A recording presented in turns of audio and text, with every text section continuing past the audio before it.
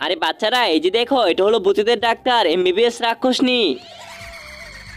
আর আমাদের এই ভূতের স্কুলের মধ্যে একজন মানুষ ঢুকে গেছে, আর এই ডাক্তারই তাকে খুঁজে বের করবে। আরে ওই মানুষটাকে আমি যদি ওকে খুঁজে পাই না, তাহলে ওকে মেরে ও রক্ত খামু। আরে ওই মানুষটা তো আমি নিজেই, কিন্তু ওই ভূতের ডাক্তার যদি আমাকে খুঁজে পায়, তাহলে তো আমাকে মেরে ভূত বানিয়ে দিবে।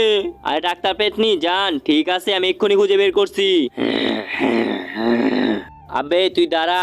ঠিক আছে ডাক্তার সাহেব, দাঁড়াচ্ছি। দেখি তো তুই ভূত নাকি মানুষ। আরে এ কি, তোমার তো হার্টবিট চলতেছে না, তার মানে তুমি একজন ভূত। তো বসে পড়ো। ঠিক আছে ডাক্তার। আবে এবার চল, তুই দাঁড়া। হ্যাঁ ঠিক আছে, দাঁড়াচ্ছি।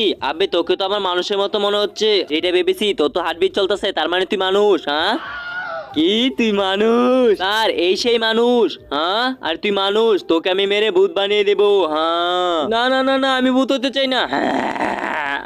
তুমি যদি এই জায়গাটাকে ভালোবেসে থাকো আর জীবনে একবার হলো এই জায়গায় যেতে চাও, তাহলে অবশ্যই